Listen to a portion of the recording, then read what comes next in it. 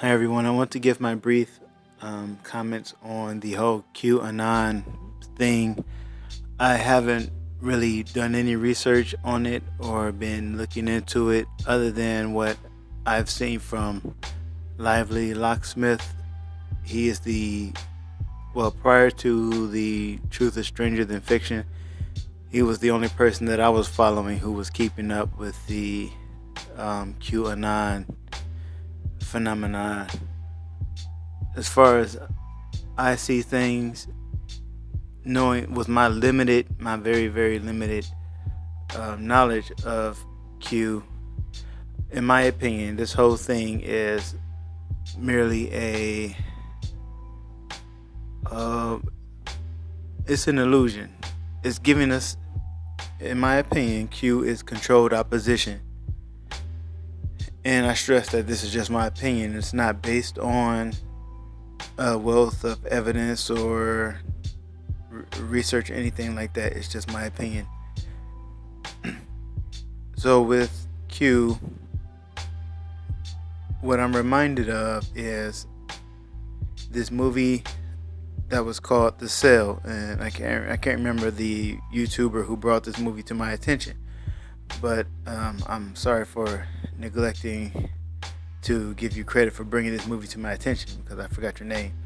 But I was told to look at that movie a while back, and as something unrelated to the whole QAnon thing. But I looked at that movie, and I thought it was kind of interesting, but I didn't really know what to make of it or how to present what I saw in the movie.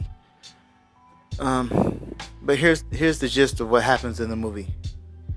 There is a What happens in the movie is there is a serial killer who who captures women and he traps them inside of a tank, and the inside of the tank looks like it's built kind of like a prison cell. They have a seat, a toilet, and some food and things that gives them the impression that they're going to be there for a while. And if I recall correctly, I think the women that he captures are there for at least 48 hours before the tank begins to fill up with water.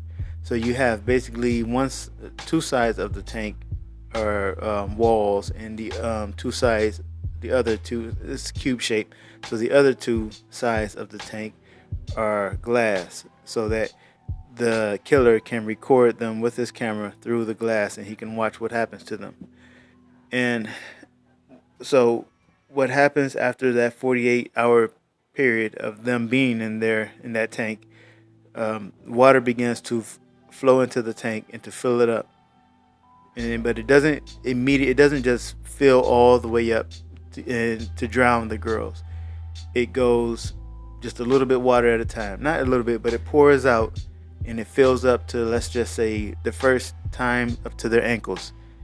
And then the girls freak out, and then they uh, begin to panic and everything. I mean, they've already been kidnapped, but now they're panicking, but they calm down. And then sometime later, water begins to pour in again, and now the water, let's say, rises up to their hips. And it would go like that. The water would come on, and then it would stop for a while, and then it would come on and stop for a while, filling up more and more. And what was said in the movie was that this was a form of torture that these serial killer, and this man was demon possessed.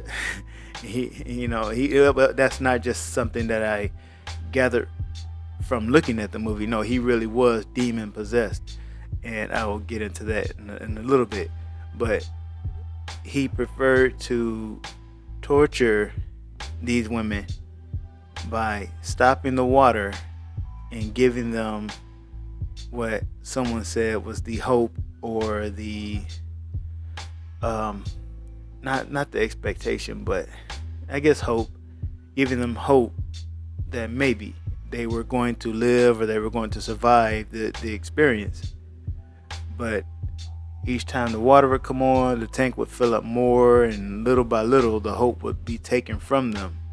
But there will always be the point where the water stops, just to give them hope.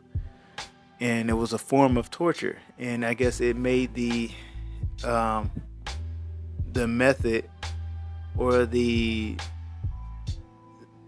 I guess it fed the man's demons more by torturing his prey. Essentially, I guess that's the best word I can think of to describe her. So there's this one character played by Jennifer Lopez, and she is requested by the police to, once the police capture this serial killer, they need to find out where the most recent girl that he kidnapped is being held, where this tank is, and they're trying to get to her before her 48 hours runs out, and that tank begins to fill with water. They have no idea where it is, and they need to find out from the criminal where this tank is. But the criminal has collapsed. He's fallen into a coma, and he's unresponsive.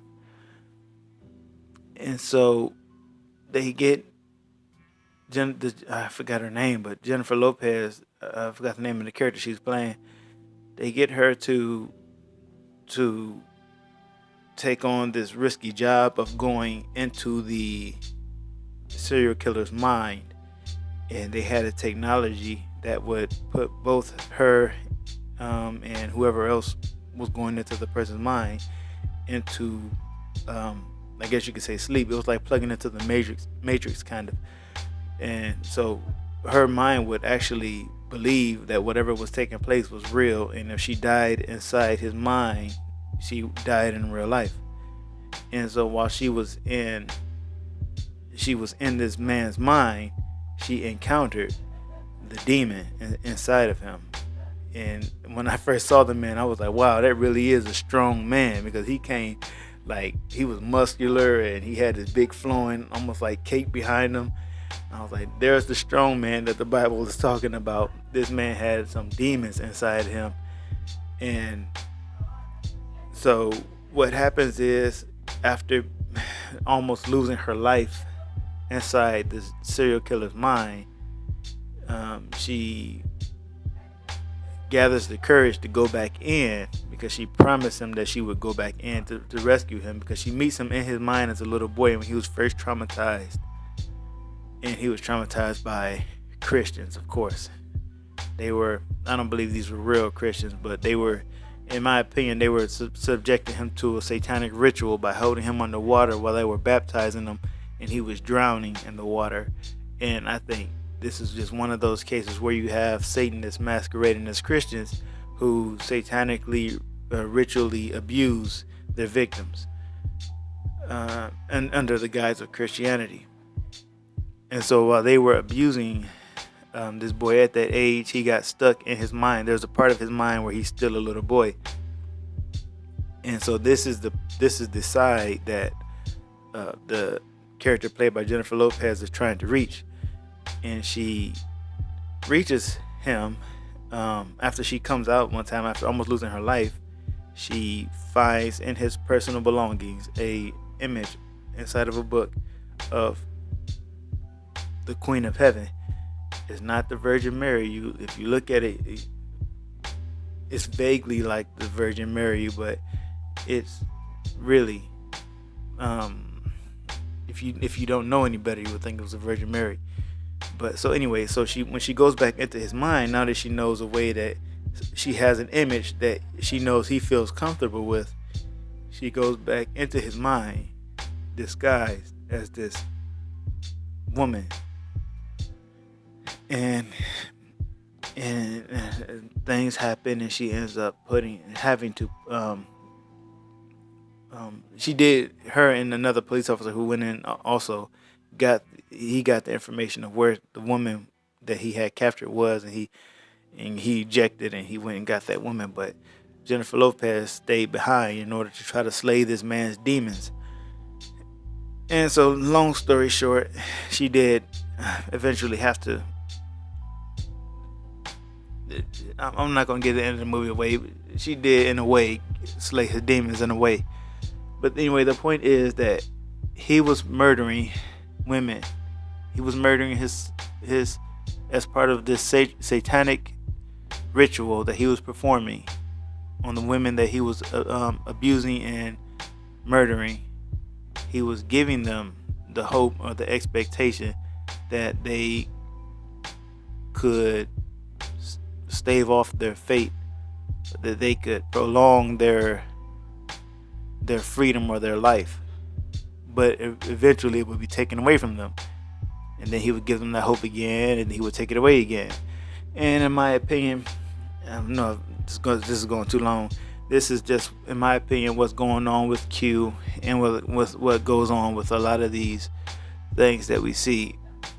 These false heroes that are set up, they're, in my opinion, just there to give us the hope that we are winning in some way, winning the small battles.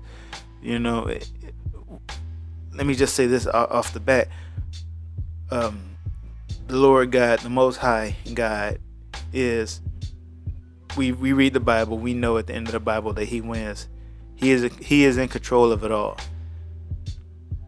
Satan can't do anything unless God allows it. And if it was any other way, we would be in deep trouble. So I think I'm losing my train of thought. I've been struggling hard to try to stay on point, but I'm losing it a little bit. By giving us these false heroes, they give people, certain people, the expectation that they may achieve small victories, and that they may either win or prolong the inevitable end of things. But it's all just an illusion, and all they really do is they're willing to sacrifice their pawns. The people who are really running the show are never the ones that you hear about. And so, in my opinion, they're willing to sacrifice these pawns in order to give us the illusion that we are gaining ground. I don't play chess at all. I never learned chess. I never learned it. But in my opinion, if this was a chess game, they would be stringing us along, getting us to think, getting us to make the moves that they want us to make, so that they can put us in a position of checkmate. And so I'm not following Q-Anon. I don't believe he's, in my opinion, he's just like Trump. In my opinion, he's just another controlled opposition. I need to make an edit to this video. I'm going off track a little bit to mention something that came to me while I was recording and while I was editing the video. Actually,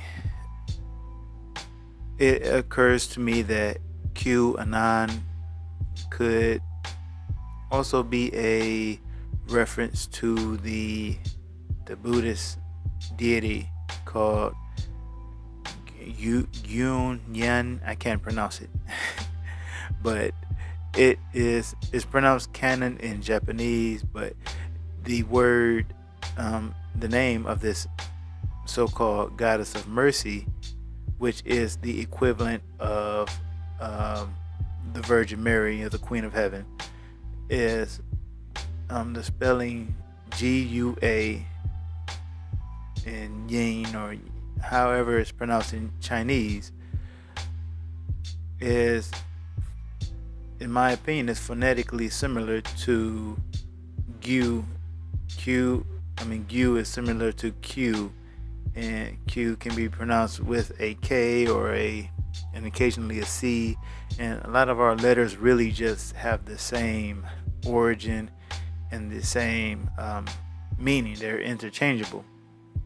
So in my opinion, the Q in Q-Anon is interchangeable with Gu or G, and it also, so what it does is it feels more likely that Q-Anon could also be a reference to the Chinese or the Buddhist goddess of mercy, who is, like I mentioned, the equivalent to the Catholic Virgin Mary.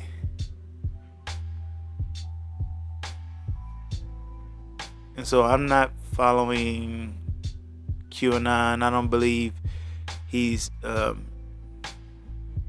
my opinion, he's just like Trump. In my opinion, he's just another controlled opposition, just there to give us the illusion of hope or success. And I know that sounds kind of dark and grim, but like I said, we read the Bible and we know at the end we know that the Lord God Almighty overcomes all of this wickedness, and we, the who carry the testimony of Jesus Christ and keep the commandments of God, and His commandments are to love the Lord thy God with all their mind, all their heart, and all their strength, and all their soul, and to love thy neighbor as thyself. We overcome the dragon by the blood of the Lamb and by the word of our testimony. So there's no doom and gloom here at all. So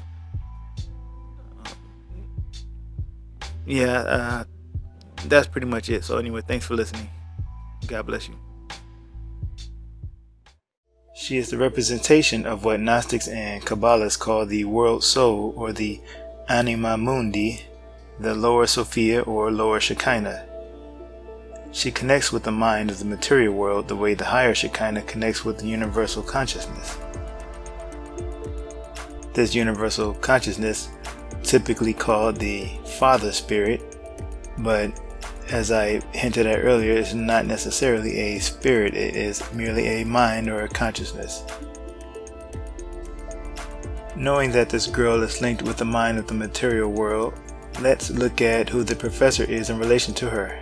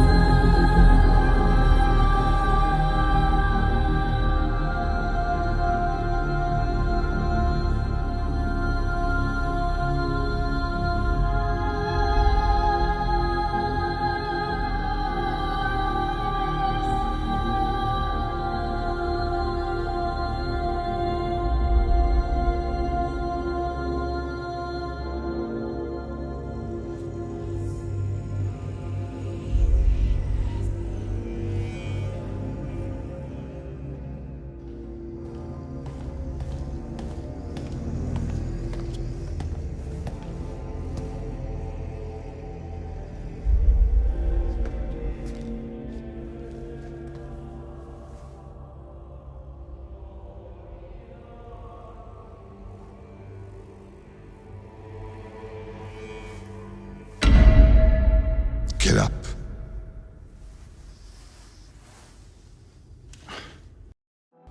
When we saw him earlier in the movie, he was kneeling before the image of the Virgin Mary. If you'll notice, this Virgin Mary here has red hair. That would make her a scarlet woman. This is also, in my opinion, a picture of Sophia, as the Virgin Mary was seen as one of her avatars by the Gnostics.